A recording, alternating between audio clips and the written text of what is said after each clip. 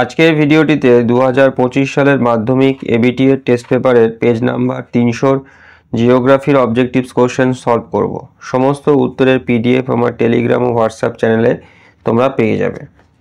সবার প্রথমে সঠিক উত্তর নির্বাচন দিয়ে শুরু করব।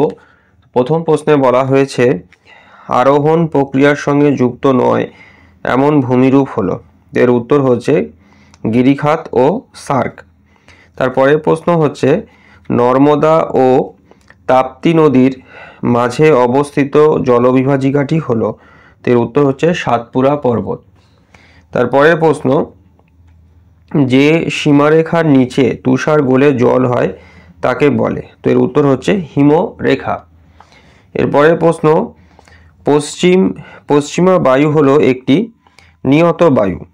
তারপরের প্রশ্ন প্রতিভূর্ণপাতের উৎপত্তি ঘটে সাধারণত শীতল অঞ্চলে। তারপরের প্রশ্ন একই স্থানে মুখ্য জোয়ার ও গৌণ জোয়ারের মধ্যে সময়ের ব্যবধান হলো। এর উত্তর হবে 12 ঘন্টা 26 মিনিট। তারপরের প্রশ্ন স্যানিটারি ল্যান্ডফিল্ড যে ধরনের বজ্র ব্যবস্থাপনার সাথে যুক্ত তা হলো। তো এর উত্তর হচ্ছে কঠিন বজ্র। তারপরের প্রশ্ন হিমালয় পর্বতমালার নবীনতম অংশ হলো। এর উত্তর হচ্ছে হিমাদ্রি। তারপরের প্রশ্ন পাঞ্জাব সমভূমির নদীর তীরবর্তী নবীন পলিগঠিত অংশকে বলা হয়। তো এর উত্তর হচ্ছে বেট। তারপরের প্রশ্ন ভারতের সবচেয়ে বেশি পলি বহনকারী নদীটি হলো। তো এর উত্তর হচ্ছে ব্রহ্মপুত্র। তারপরের প্রশ্ন এল নিনোর প্রভাবে ভারতে প্রাদুর্ভাব ঘটে। তো এর উত্তর হবে খরা। তারপরের প্রশ্ন ভারতের কেন্দ্রীয় মৃত্তিকা গবেষণাগার যেখানে অবস্থিত তা হলো। তো এর উত্তর ভোপাল। তারপরের প্রশ্ন একটি শিকড় আলগা শিল্পের উদাহরণ হলো। তো এর উত্তর হবে কার্পাস শিল্প। তারপরের প্রশ্ন ভূবৈচিত্র্য সূচক মানচিত্রের সমোন্নতি রেখা যে রঙে দেখানো হয় তা হলো। তো এর উত্তর হবে বাদামি। এরপরেতে আমরা শুদ্ধ অশুদ্ধ এই পাঠটিতে চলে যাব।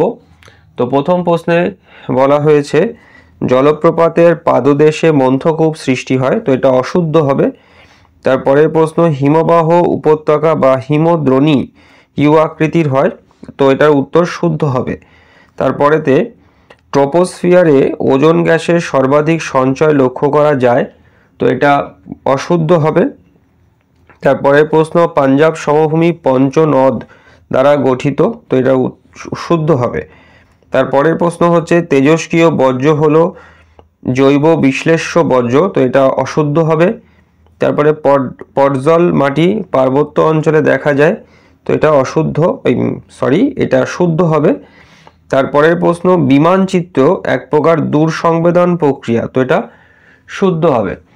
এরপরের পার্টটি রয়েছে হচ্ছে শূন্যস্থান পূরণ। তো প্রথম প্রশ্নে বলছে যে মরু অঞ্চলে শুষ্ক নদীখাত ড্যাশ নামে পরিচিত। তো এটা উত্তর হবে ওয়াদি নামে পরিচিত। তারপরের প্রশ্ন ড্যাশ বেলায় সমুদ্র বায়ু প্রবাহিত হয়। তো এর উত্তর হচ্ছে দিনের বেলায় সমুদ্র বায়ু প্রবাহিত হয়। দিনের বেলা সমুদ্র বায়ু প্রবাহিত হয়ে থাকে। আচ্ছা, পরের প্রশ্ন হচ্ছে ড্যাশ তিথিতে জোয়ার দুর্বল হয়। তো এর উত্তর হচ্ছে অষ্টমী তিথিতে জোয়ার দুর্বল হয়। তারপরের প্রশ্ন পরমাণু চুল্লি থেকে ড্যাশ বর্জ্য নির্গত হয়। তো এর উত্তর হবে তেজস্ক্রিয় বর্জ্য।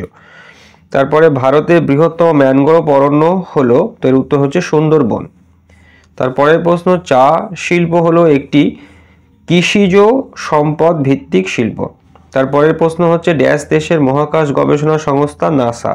তো এর উত্তর হচ্ছে আমেরিকা যুক্তরাষ্ট্র। তারপরেতে একটি বা দুটি শব্দে উত্তর দাও। প্রথম প্রশ্ন হিমবাহ উপত্যকার সমুদ্র জলে ডুবে গেলে তাকে কি বলে। তো এর উত্তর হচ্ছে ফিয়র্ড বলে।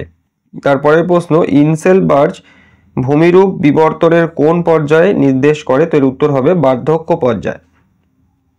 তারপরের প্রশ্ন হচ্ছে মেসোস্ফিয়ারের শেষ সীমা কি নামে পরিচিত। তো এর উত্তর হচ্ছে মেসোপজ।